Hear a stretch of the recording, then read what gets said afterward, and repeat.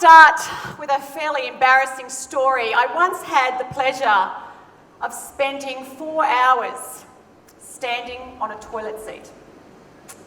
I was in Peru at the time and had just spent the previous 5 days hiking the Inca Trail to see the ruins of Machu Picchu. And at the end of the day, went down to the train station to catch the train back to Cusco to discover it hadn't arrived for 6 days. But that evening there was a train due in.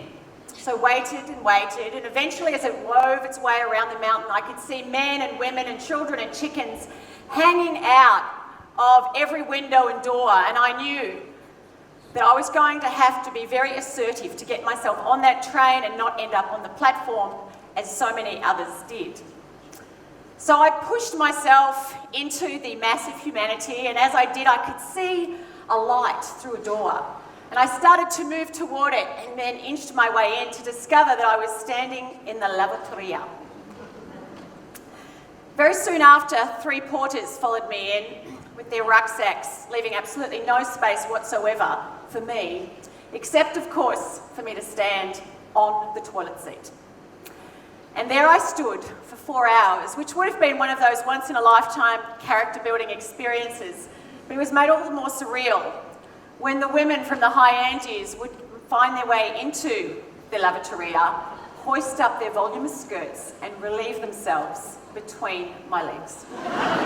I share that story not to gross you out at this time of morning, but because it holds an important lesson, and that lesson is that sometimes we have to do things that we don't want to do to get to where we want to go.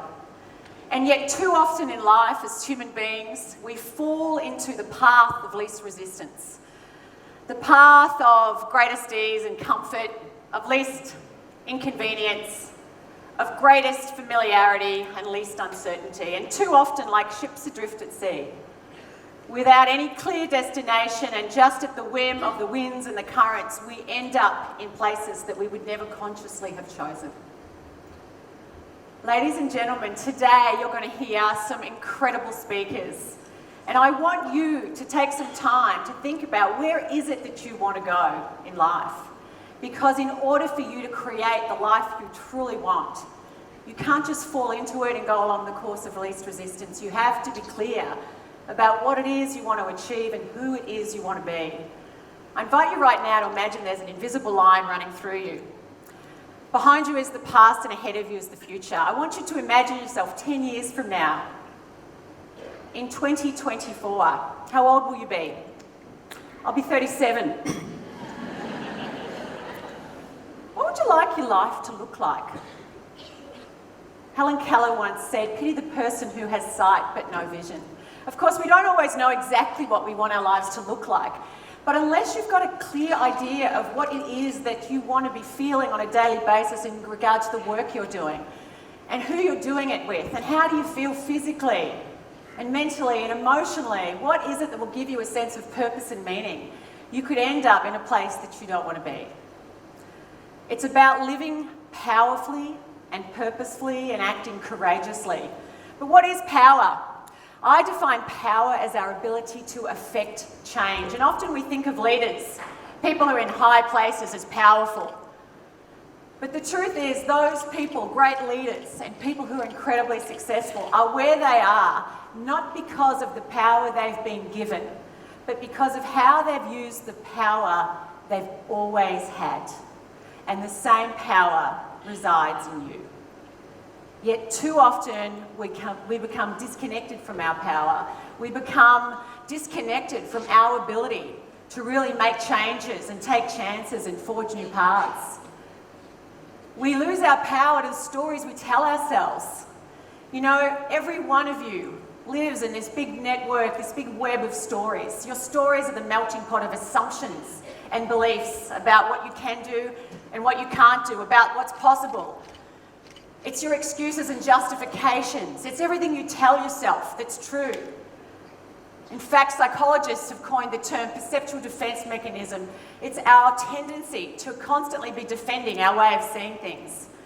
The truth is, you don't see the world as it is. You don't see your job and the economy and the opportunities and the people around you as they are. You see them as you are, through your eyes.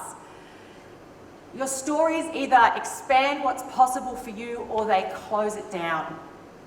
Your stories generate emotions, whether it's an emotion of ambition and aspiration or the emotion of resignation and what's the point. And so I challenge you to challenge yourself as you go about achieving what it is that you want to achieve and dealing with the challenges that you have. You know, the world 10 years from now is going to look very different. Just think 10 years ago, we didn't even have Facebook. It is easy to underestimate how different the world will be 10 years from now.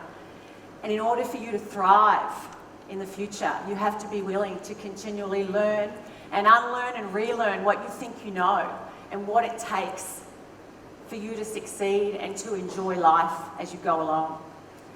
Your stories limit your ability to respond powerfully to your challenges. So as you go forward and think about what it is you would love to achieve and accomplish in your life and who it is you want to be, I invite you to think about, where are you playing too safe? Where are you letting fear sit at the helm of your life, driving you to do more, to react more against what scares you than toward what inspires you? What inspires you? It comes from the Latin to breathe life into, and when we're working toward things that inspire us, it literally breathes more life into us. For me, that was having 4 kids. I know, for some of you, that's insanity. As you go forward from today, I hope that you will choose powerfully how you'll respond to the challenges and the challenging people around you, that you will challenge the stories that you have about what you can do and can't do and won't let them confine what's possible for you. And that you'll be willing to embrace the discomfort that comes from stepping outside your comfort zone and stepping into sometimes uncertainty, but that is always so essential to achieving anything worthwhile. And hopefully, you'll never have to step onto a toilet seat.